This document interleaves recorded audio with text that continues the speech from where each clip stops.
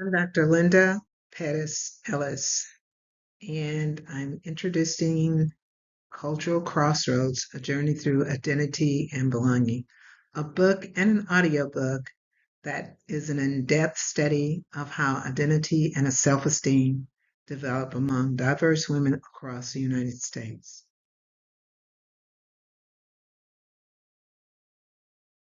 It's a study of becoming.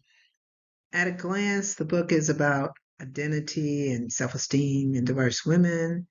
It's done through a developmental and a social psychology lens, and it has a framework in psychology, and it's for readers who want depth, reflection, and a path forward in their lives. So this study, Cultural Crossroad, explores the inner work of identity formation, how diverse women in the United States come to understand who they are, where they belong, and how they value themselves along the way. Grounded in established psychology, yet written for real lives, it traces how culture, family, and personal choice shape a developing sense of self. Identity is not inherited, it's built. For women navigating more than one cultural role, the question, who am I, carries real weight. This book takes that question seriously. Who am I? There's this belongingness that we all have a need to feel. Living between cultures can enrich identity, or it can leave us with feeling caught at the crossroads. Our self-esteem, that is how we value ourselves, shaped by our family, our community, and the message that we absorb about that. Agency, the identity, is something we actively shape, working through reflections, choices, and lived experiences. 3 lenses on identity. The book reads each woman's story through 3 functional theories in psychology. Erik Erikson, who has the psychosocial stages, and then there's James Marcia's identity status, and then Albert Bandura, social learning theory. We'll go in a little bit more into each one of these with Erikson's, which forms identity, which forms across 8 life stages, each posing a developmental challenge to resolve. And then Marcia's identity status, 4 statuses describe how far a person has explored options and committed to a sense of self. And then there's Albert Bandura, his social learning theory. We learn how we are by observing others, modeling behavior, and building self-efficacy. As women and in our culture have been finding ourselves sometimes being the only one like ourselves in a crowd of people who have a lot of different other cultures, finding and identifying what it is and who we are without giving away our power can be quite challenging. So the psychosocial stages from Erik Erikson describes personality as an unfolding through 8 stages.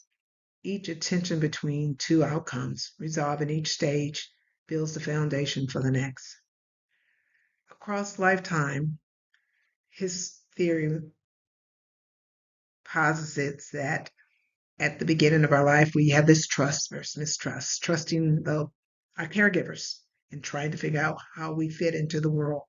And as we grow older, autonomy, figuring out how to act. I can do it myself versus shame and doubt. Well, I did it myself and I messed up. Initiative versus guilt. Okay, I can do it myself. I'm doing it myself. Oh, but I messed up and now I feel bad about it. For industry versus inferiority, working or not, or feeling bad about who I am and how I present myself to the world. identity versus role confusion. This normally takes place in adolescence, and it's a real pivotal point for role. So this is where the adolescent and early adulthood, the search for who am I, it sits in the heart of this book. Then there's intimacy versus isolation. And this is where I make a decision if I want to live alone, if I want to be married, who I want to spend that time with it, or do I want to just be by myself? And then there's generativity versus stagnation as one continues to age. And it's like, am I going to live just doing my bare enough to get by and kind of be stuck? And then there's integrity versus despair as one gets older, trying to figure out how they sit in an environment where youth is more honored and where the aged sometimes feel displaced. James Marcia's four identity statuses. Marcia mapped identity along two axes, exploration and commitment, yielding four distinct statuses. There's this identity diffusion where no exploration and no commitment is made. Direction's not yet considered. It's like, okay, you're living in life. You are around everybody that looks like you, so there's no reason to say, hey, I am who I am, I'm black, or everybody around me is black, or hey, I'm who I am, I'm Hispanic, everyone around me is Hispanic, so that's who I am. So there's no reason to understand it deeper. But then moratorium, you start to actively explore, but not yet commit to the search. And family helps us with this. And then foreclosure, commitment without exploration. I'll just say what everybody else says about me. If they say I'm this, I'll be what they say I am. But then there becomes a point where achievement is important, making a commitment for genuine exploration, a sense of who we are, a sense of who I am, or who I want to present, or how I want to present myself to this world that we live in. And so there's the social learning theory model. And this is a little activity that we'll go through later on with social learning, but he talks about observation. We absorb identity cues by watching the people around us.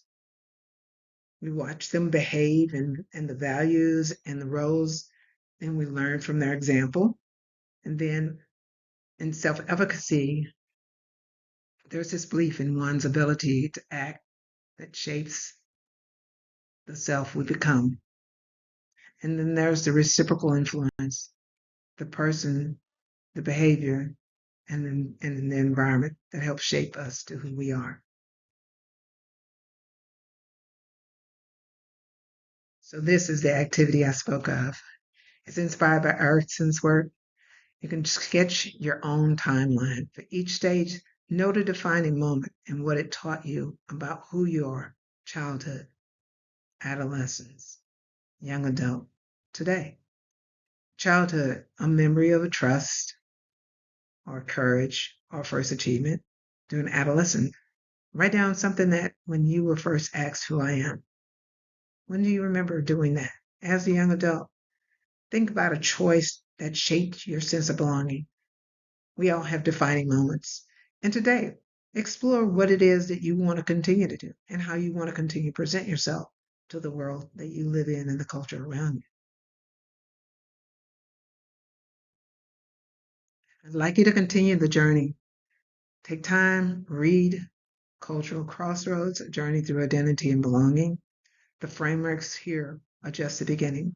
The book and the audiobook offers the full story, rich case studies, guided reflection, and the tools to walk your own path through identity and belonging.